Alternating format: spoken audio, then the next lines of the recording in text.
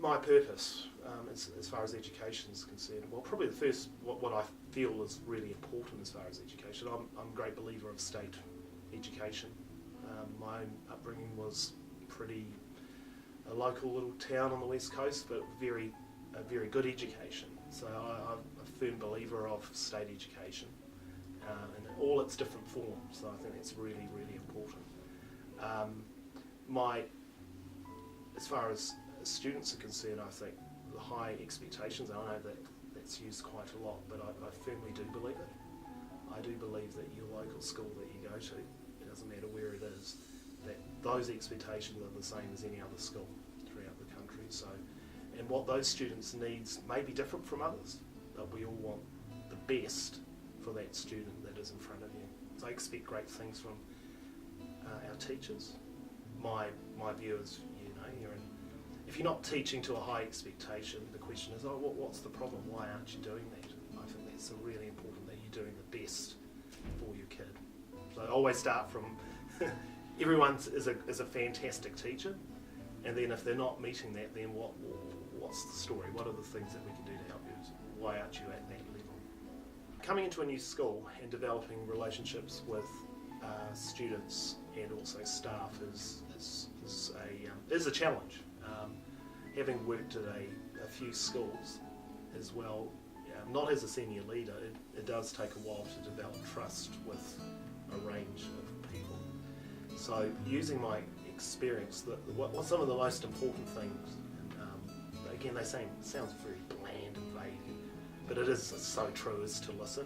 It really is. I think the first term, probably first year was just listening to people, and just it was some advice a DP at the previous school said, you've got to listen to people. And she said, sometimes as a teacher you don't, because you're in a space, but as a leader you've got to listen to people. And I've taken that advice quite a bit. So that is listening to staff concerns and being able to acknowledge the concerns, listening to kids. Coming as a senior leader, I don't know if staff appreciate it, but I've become a less grumpy person, which is a really, my wife has said I'm strangely very passive at home. I'm very, it's just, as a person you've got to listen and be reflective, and you've got to be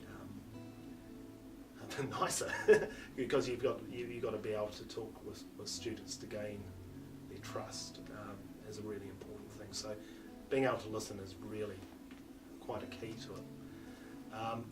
With that, then you can start having difficult conversations. And it's still an area that I need to develop, is having those open to learning conversations. I am getting better at it, but it's one of those things I really don't think it would work, especially in a small school setting, if you're having those difficult conversations, if you don't have that trust with your staff. I think it's a really important thing. So my advice is first you listen, and then from that point then you can start having those conversations with the staff that could be a bit difficult. These are the things I'd say. Probably I need to get back into my exercise, because I need to at least go for a run twice a week. I think that's really important. I probably need to organise my time a lot better. I think I can do those things.